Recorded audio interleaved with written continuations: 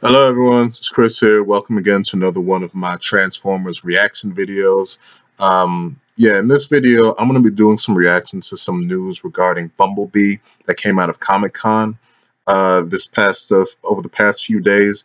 I wish I had this video out earlier, but I've been really busy with work and other things. But finally, I'm able to do this video now, and I really want to do it because there's some news that I just really had to react to and rant about.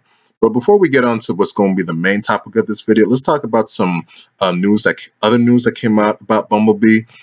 First of all, a few weeks ago, we got a couple of new Decepticons revealed for this movie. Two new Decepticons called Shatter and Dropkick. Shatter is going to be voiced by Angela Bassett, and Dropkick is going to be voiced by Justin Theroux. Fine, whatever. These are the two made-up Decepticons, not based on any previous Transformers fiction. So once again, this movie series goes in the way of making up new characters, which, hey, you know, whatever. That's fine as long as they're cool characters. That's all that matters, I guess.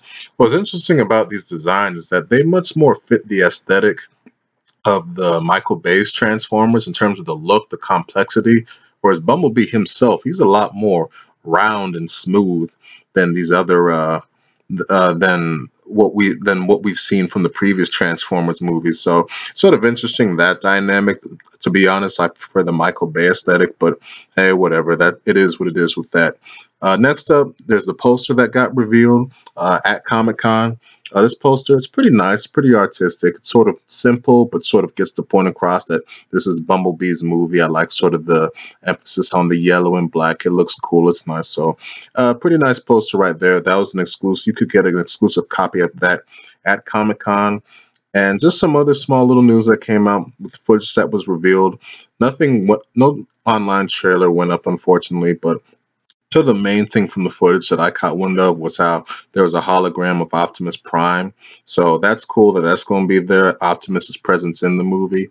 We'll see if he's anything more than a hologram. But from what I hear, also there's going to be some stuff on Cybertron also. So that'd be really cool. We'll probably see more of Optimus and hopefully a few other Autobots on that. So that's interesting.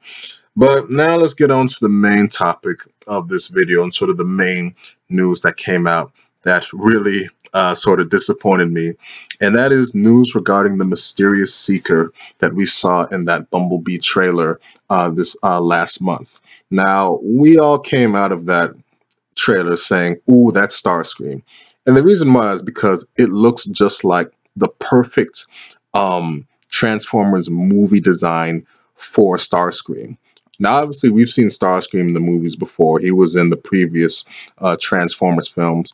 But as many people know, he did not look a lot like the Starscream from the original G1 or many of his other incarnations like Transformers Animated or even Transformers Prime, stuff like that.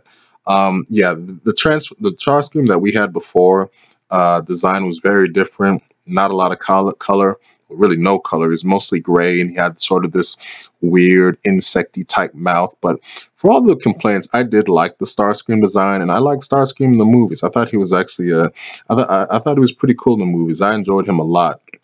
But yeah, when we saw that trailer, we thought like, okay, Starscream, they're bringing him back. He's got the perfect design. He looks good. Great.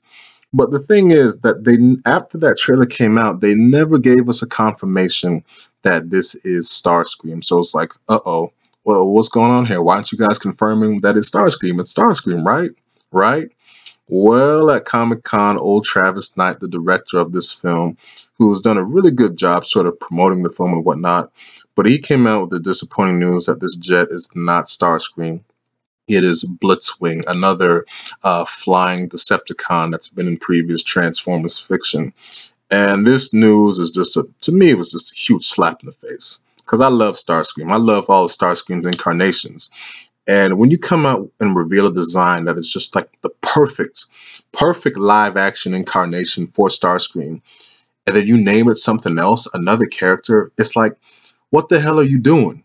You know, you're saying that you're trying to bring things back to their G1 80s roots, and you give us this perfect G1 Starscream design, and you just throw it out the window to me because then it's not Starscream. You name him Blitzwing. Now, talking about Blitzwing, Blitzwing, I don't. Blitzwing is actually a pretty cool character.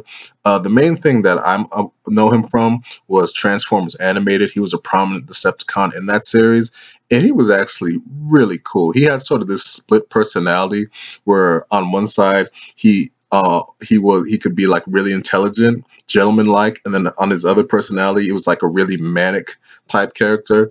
He sort of had this dual personality with it. He could flip his face and whatnot. It was also a triple changer, which was a really cool dynamic, which I didn't mention. Dropkick and Shatter, they're triple changers also in this film, car mode and helicopter mode. So that's interesting. But that's what Blitzwing can do also. They haven't confirmed that he's going to be a triple changer in this movie. I mean, based on the trailer, we obviously know he's a jet. Is he going to be a car also? Who knows? But like I said, Blitzwing, he is a cool character, but this design is just not. It's just not Blitzwing. It's just not even close. Like the colors, just it's Starscream. I mean, basically it just comes down to design. I mean, would I have liked to have seen Starscream in this movie? Yes, it would have been a great opportunity, but just don't insult the fans by just putting out this design that's just not that is Starscream, but then it's not Starscream. It's not good. And to me, this whole thing has really sort of killed my enthusiasm for the film. Well, not killed it, but just lessened it because I was really liking the elements that I was seeing so far, and I wanted to see. And what else I was excited to see was the Decepticon from the previous movies come back, and Starscream sort of getting like the perfect justice for him done for these films, just to be that ultimate cool baddie, the perfect design, all of that. And now the fact that everything's just sort of deflated with this news to me. Now Blitzwing, I mean, here's hoping for the best. I hope he's a really good villain, but I just don't like what they did here. And to me, it's even worse than sort of the name slapping they do in these films sometimes.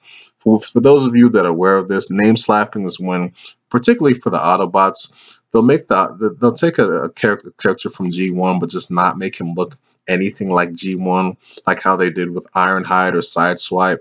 The thing that doesn't really kill it is because the characters still fill the same roles. They just don't look the same.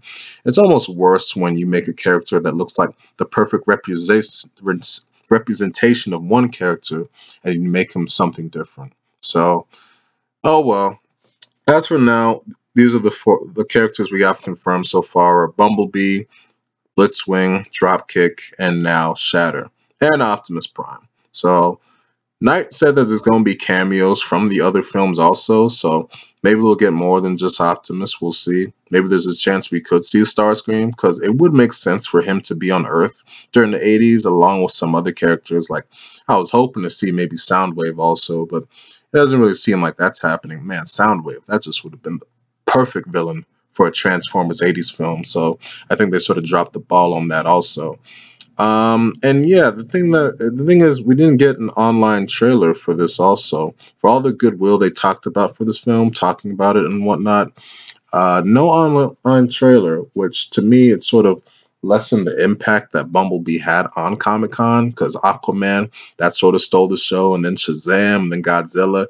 Would have been nice if we had gotten the trailer, but I guess we already got sort of our debut only last month, so maybe it's too soon to debut something. But I think the buzz for Bumblebee would have been even stronger had they brought a new trailer with them. Just a few more scenes or whatnot. Just maybe show us a clip or something. Just something, release something online to get that buzz going, if you will. But yeah, that's pretty much all I wanted to talk about in this video, mainly the Starscream news, which really did disappoint me. But oh well. What can you do? But anyway, hope you all enjoyed this video, and I'll see y'all around with another video.